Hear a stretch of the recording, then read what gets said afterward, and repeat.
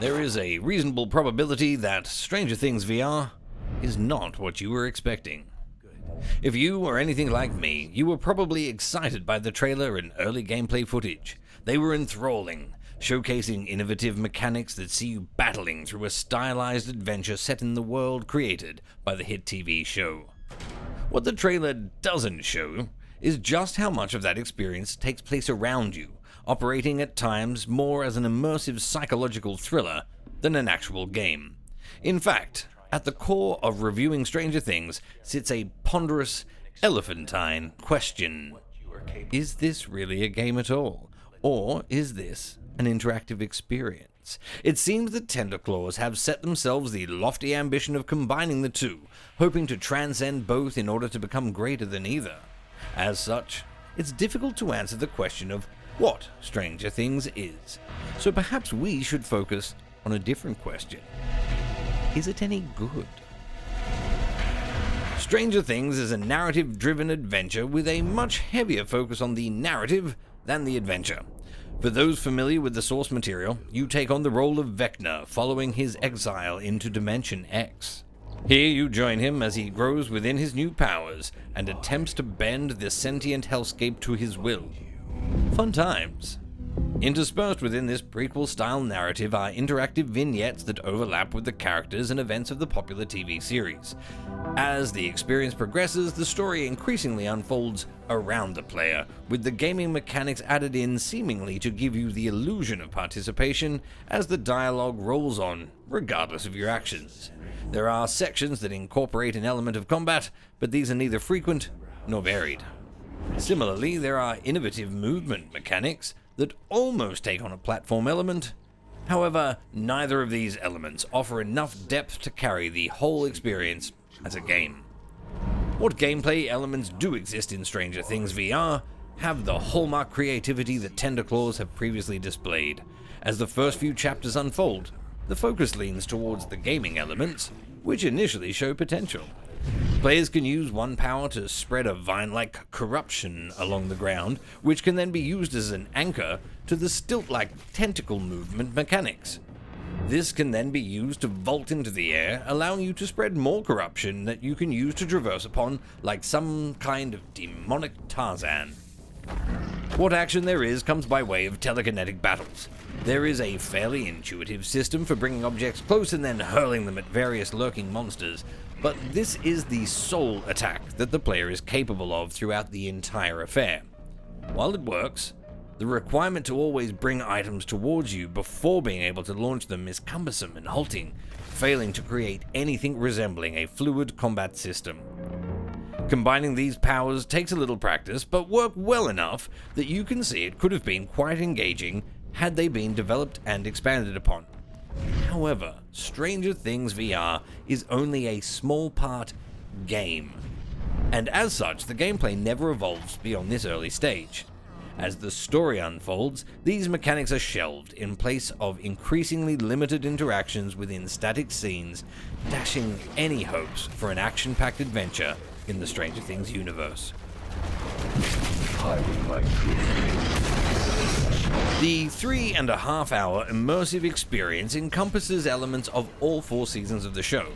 It even throws in a few nods to the stage show prequel. Familiar scenarios from the series are revisited from a different perspective, giving the spotlight to the internal struggles occurring in these pivotal moments. It's a strange narrative construct, as it requires knowledge of the source material to resonate, but having that knowledge makes the story immediately feel overly familiar. It's also so intrinsically linked to the show that it's difficult to imagine Stranger Things VR being even vaguely approachable by anyone without a strong working knowledge of the series. The narrative devices are often deliberately obtuse, with a diegetic use of time and space laboring the psychological tension between two characters locked in conflict within a single psyche.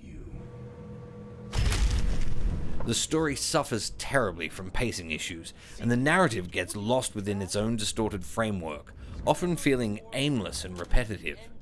This is particularly notable in elements hinging on player interactions, and it's often confusing trying to assess if you need to do something, or just wait until the dialogue has run its course. Compounding these issues is an overuse of repetition, with scenes looping back to a single point before branching into slight variations with frustrating regularity. But perhaps the worst sin in all of this is the fact that Tender Claws have completely missed the tone and character that made the source material so popular in the first place. As a TV show, Stranger Things is hardly high art, and sadly the VR adaptation feels in places like a ham-fisted attempt to cram popcorn drama full of avant-garde sensibilities. There seems to be a trend at the moment that sees MR sections being shoehorned into games, regardless of whether it's even vaguely relevant. Sadly, Tender Claws seem to have succumbed to this as well, as they offer two entirely superfluous mixed reality chapters. In fact, the optimization and execution in these sections is poor enough to actually see their presence lower the game's overall score. Staying in theme, the first MR section begins by introducing interesting mechanics before bogging down in poorly paced dialogue sections that are unclear as to the player's ability to impact the situation at all. The final chapter is essentially a telekinesis-based wave shooter that sees players using hand-tracked gestures to close portals and fend off enemies. However, the MR implementation is finicky, with the objects misaligned or clipping through the real world in a way that breaks any immersion garnered from seeing your virtual world overlaid on your real one. No. One thing Tender Claws does consistently well is create a unique visual language with which to tell their tales. There are places where Stranger Things looks fantastic, benefiting from excellent use of lighting and superb overall sense of artistic direction. The sections of the game that overlap with the main cast offer character models that are unique and stylish. However, a lot of the game takes place within the ill-defined realms of the Upside Down or the dark expanse of a character's tormented psyche. These seem to cash in on the murky aesthetic, and they feel less polished as a result. The sound is also very well delivered with a tense, atmospheric score that captures the ambience of the show far better than the overall narrative tone. The voice acting is high quality, and the main attraction as the story plays out, standing out in contrast against the frequently protracted dialogue.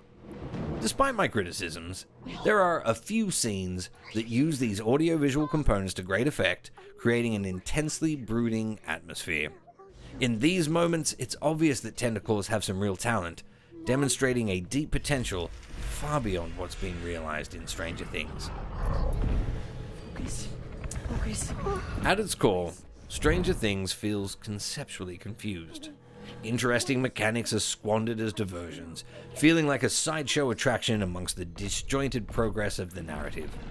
Conversely, the addition of gamification elements just confuses the storytelling, poorly defining whether the player has agency to affect the events unfolding around them or is merely a spectator.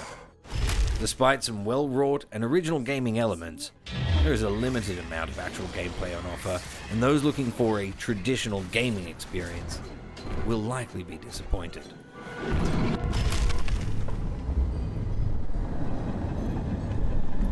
.5 Confused. If you like the channel and would like to stay up to date with all the news and reviews, it's mainly just reviews now, who are we kidding ourselves?